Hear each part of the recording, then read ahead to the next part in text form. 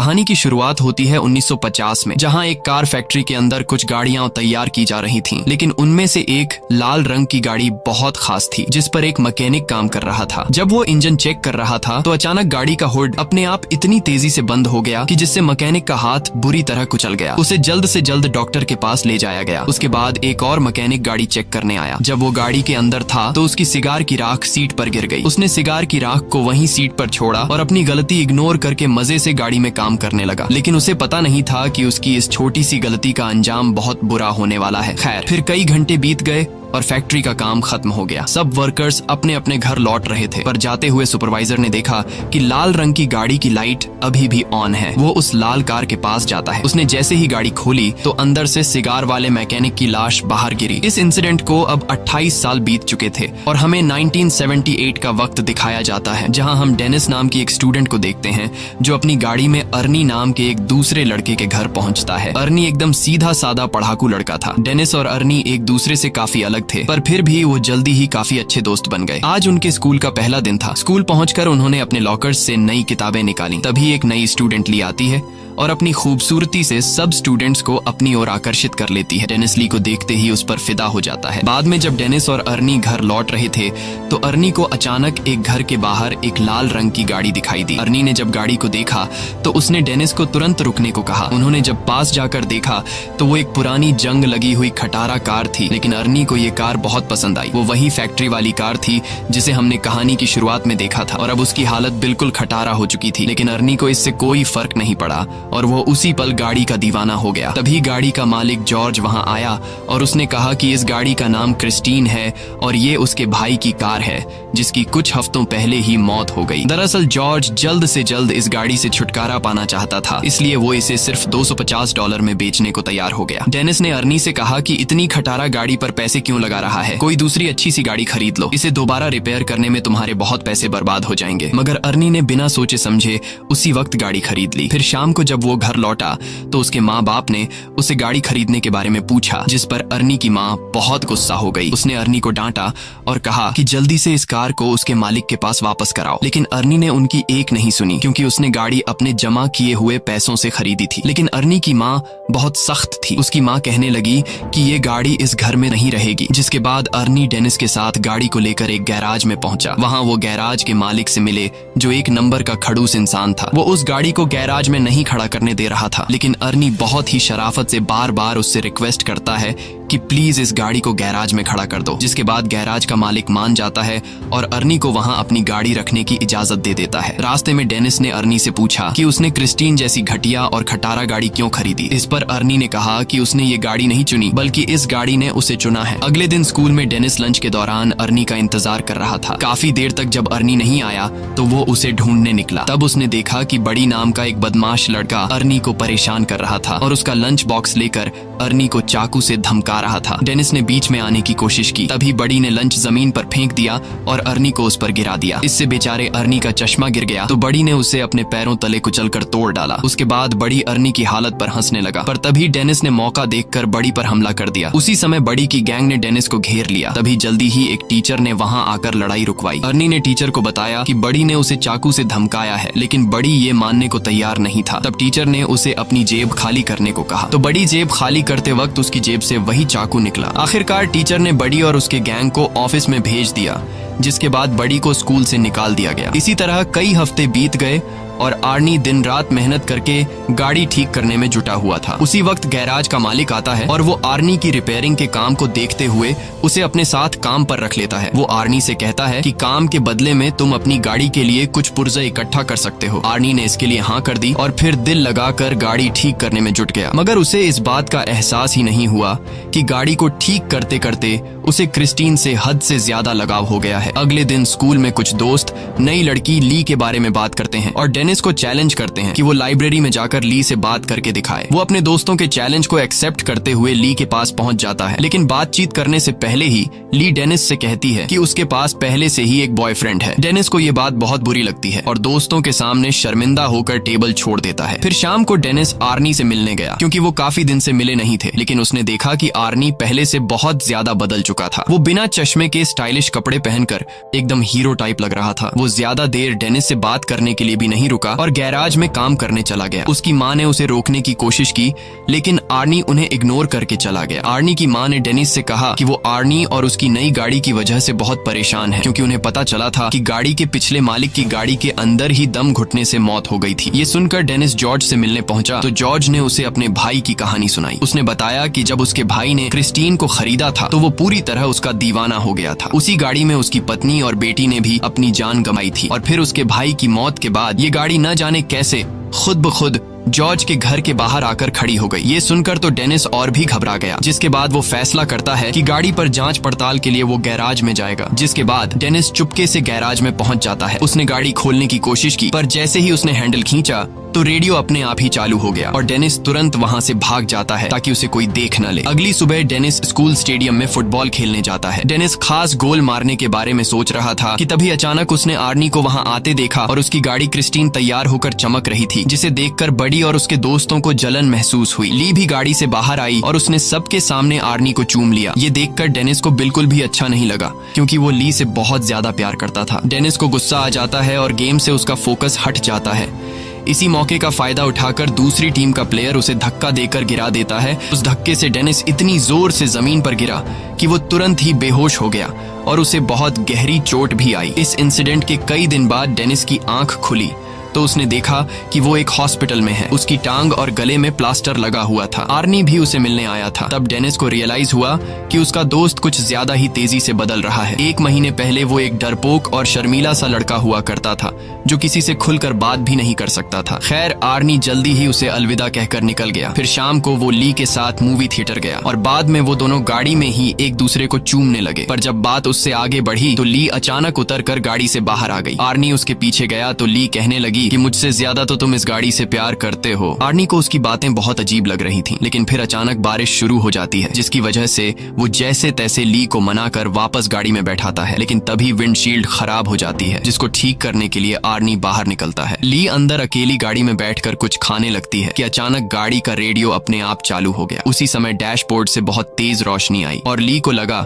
कि उसका गला घुट रहा है, उसे सांस नहीं आ रही थी। तो आर्नी तुरंत उसकी मदद के लिए दौड़ा, मगर गाड़ी अंदर से लॉक हो चुकी थी। उधर ली दम घुटने से मरने ही वाली थी कि बिल्कुल सही वक्त पर वो अंदर से दरवाजा खोलने में कामयाब रही और तभी साथ खड़े एक आदमी ने जैसे तैसे उसे खींचकर बाहर निकाला। ये देखकर आर्नी को उस आदमी पर गुस्सा आया। आर्नी को लगा कि वो आदमी ली के साथ फ्लर्ट कर रहा है, पर वो आदमी तो सिर्फ ली के गले में फंसा हुआ खाना निकाल रहा था। ये सब होने के बाद आर्नी ली को घर वापस छोड़ आया। ली गाड़ी से निकलते ही घर में घुस गई और उसने कहा कि वो आर्नी से कोई बात नहीं करना चाहती। आर्नी ने उससे माफी मांगने की कोशिश की, पर ली के दिमाग में ये बात कंफर्म हो चुकी थी कि इस गाड़ी ने मुझे मारने की कोशिश की है। और तो और उसे लगता था कि क्रिस्टीन उससे जलती है, क्योंकि जब भी वो गाड़ी में एक साथ होते हैं तो कुछ न कुछ गड़बड़ हो जाती है। ये सब सुनकर आर्नी को लगा कि ये ली का सिर्फ वहम है, इसलिए उसने कहा कि वो कल बात करेंगे। फिर आर्नी वापस गाड़ी में बैठा, मगर गाड़ी चालू ही नहीं हो रही थी, जैसे क्रिस्टीन नाराज हो गई हो। तब उसने क्रिस्टीन से बात करते हुए कहा कि आज ली के साथ जो भी हुआ इससे कोई फर्क नहीं पड़ता, क्योंकि वो हमेशा प्यार सिर्फ क्रिस्टीन से करेगा। उसके बाद उसने चाबी घुमाई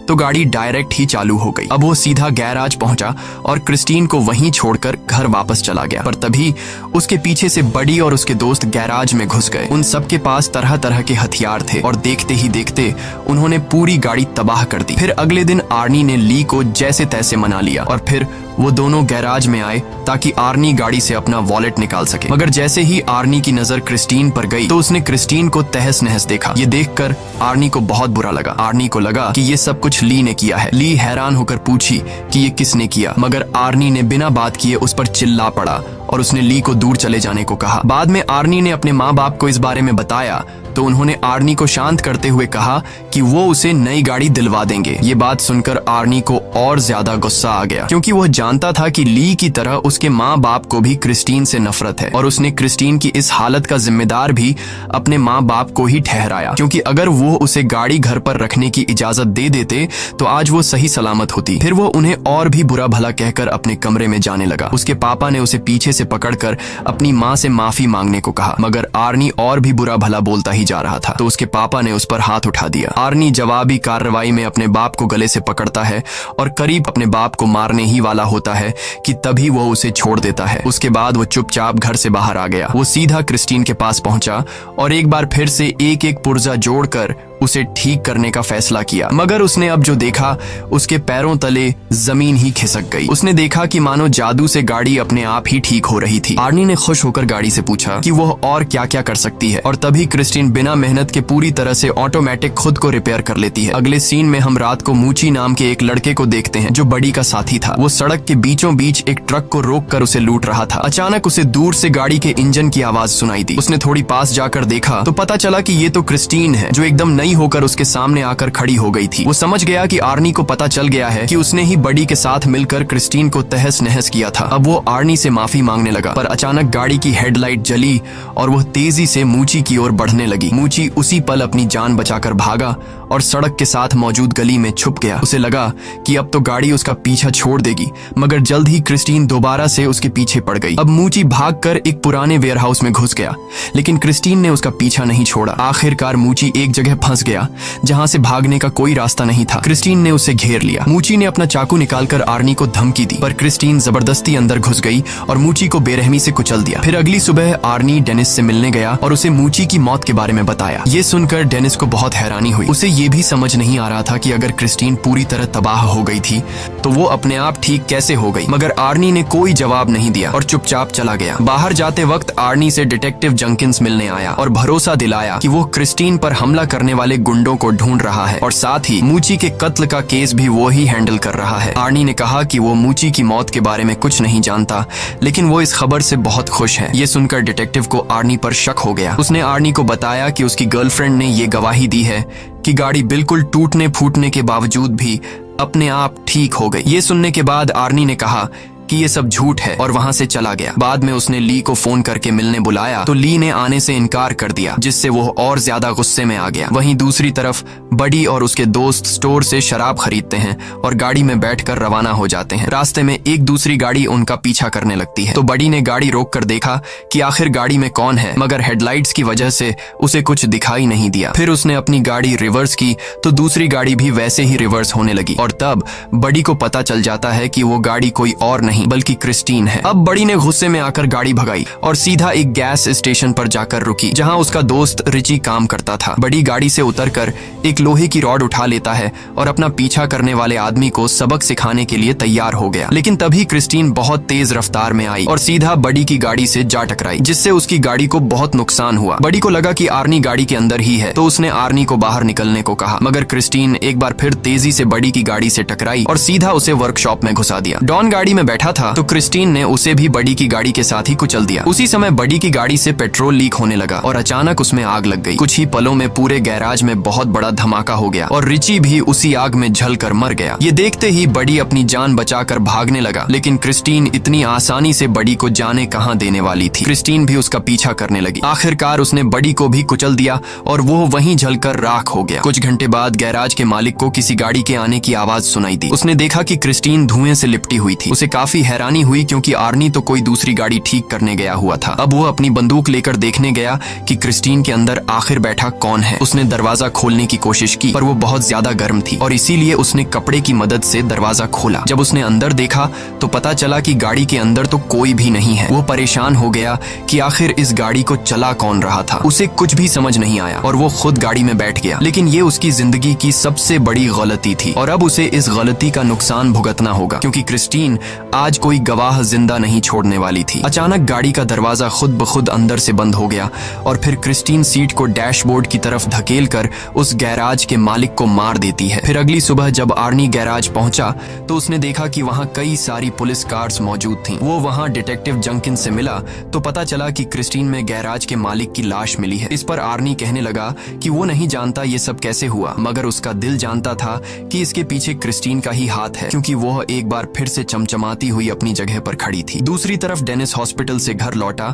तो ली ने उसे फोन करके कहा कि वह उससे मिलना चाहती है। ली डेनिस के पास आती है और डेनिस से कहती है कि क्रिस्टीन ने आर्नी को अपने वश में कर लिया है और अब वो क्रिस्टीन की दीवानगी में पागल होकर अजीब तरह की हरकतें कर रहा है। डेनिस ने कहा कि उसे यकीन है कि आर्नी खुद से कोई गलत काम नहीं कर सकता, लेकिन अगर क्रिस्टीन ने उसके दिमाग पर कब्जा कर लिया है तो क्रिस्टीन को खत्म करना बहुत जरूरी है। उसके बाद ली अपने घर लौट गई और कुछ ही टाइम बाद आर्नी क्रिस्टीन में बैठकर डेनिस के यहाँ आ पहुंचा। उसने डेनिस को ड्राइव पर चलने को कहा तो डेनिस ड्राइव पर जाने के लिए तैयार हुआ। गाड़ी चलाते वक्त आर्नी एक बार फिर से बहुत अजीब बर्ताव कर रहा था। अचानक वो बहुत तेज रफ्तार में गाड़ी चलाने लगा और फिर उसने स्टीयरिंग व्हील भी छोड़ दिया। ये देखकर डेनिस काफी ज्यादा घबरा गया और उसने कहा कि क्रिस्टीन उसकी कंट्रोल में नहीं है, जल्दी से स्टीयरिंग व्हील पकड़ो नहीं तो हम दोनों मारे जाएंगे। पर आर्नी ने अजीबो गरीब तरीके से कहा कि उसके और क्रिस्टीन के बीच में कोई नहीं आ सकता। उसे क्रिस्टीन पर पूरा भरोसा है और अपना पॉइंट प्रूव करने के लिए आर्नी कार को फुल स्पीड में दूसरी लेन में घुसा देता है। सामने से आ रही गाड़ी से उनकी टक्कर होते होते बचती है। अपने दोस्त को पागलपन की कगार पर देखकर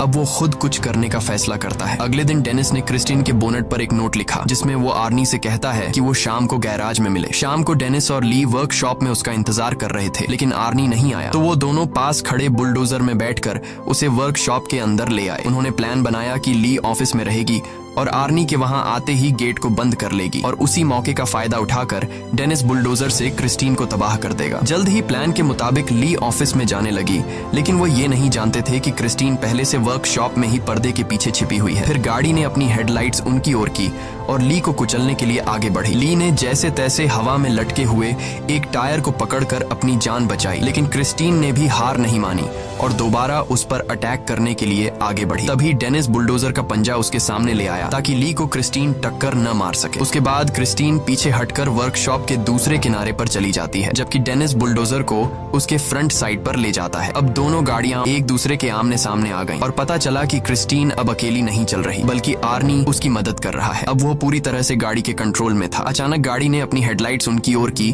और कुछ ही सेकंडों में खुद को पूरी तरह ठीक कर लिया। बदकिस्मती से एक्सकैवेटर ने भी काम करना बंद कर दिया था जिसके बाद डेनिस उसे दोबारा स्टार्ट करने की कोशिश में लग गया। इसी दौरान गाड़ी ऑफिस की तरफ ली को हमेशा के लिए खत्म करने के लिए दौड़ पड़ी। वो सब कुछ तोड़ती हुई ली की ओर बढ़ी लेकिन इस जबरदस्त टक्कर की वजह से आर्नी विंडशील्ड तोड़ता हुआ बाहर जा गिरा। ली उसे देखने के लिए आगे बढ़ी कि आर्नी को क्या हुआ, पर आर्नी अचानक उछलकर उसे डरा देता है और उस पर हमला करके उसे पकड़ लेता है लेकिन बदकिस्मती से उसके शरीर में विंडशील्ड के शीशे का एक बड़ा टुकड़ा घुस गया था। आर्नी ने अपने मरते हुए लम्हों में अपनी प्यारी गाड़ी को छूने की कोशिश की लेकिन उसका शरीर जख्मों को बर्दाश्त नहीं कर पाया और क्रिस्टीन के सामने ही दम तोड़ देता है। ली फौरन उस जगह से भाग जाती है लेकिन क्रिस्टीन ने बदला लेने के लिए तुरंत रिवर्स गियर लगाकर उसे कुचलने की कोशिश की लेकिन लकीली उस वक्त पर ली तो बच निकली और गाड़ी एक पिलर से टकराकर उसमें अटक गई। उधर डेनिस इस मौके का फायदा उठाते हुए क्रिस्टीन की तरफ बढ़ने लगा। उसने गाड़ी में जबरदस्त टक्कर दे मारी लेकिन गाड़ी अब भी उसका सामना करते हुए बचने की कोशिश कर रही थी। क्रिस्टीन दोबारा से ली की तरफ बढ़ी लेकिन डेनिस ने एक्सकैवेटर के पंजे से उसे पीछे से कुचल दिया। इस हमले से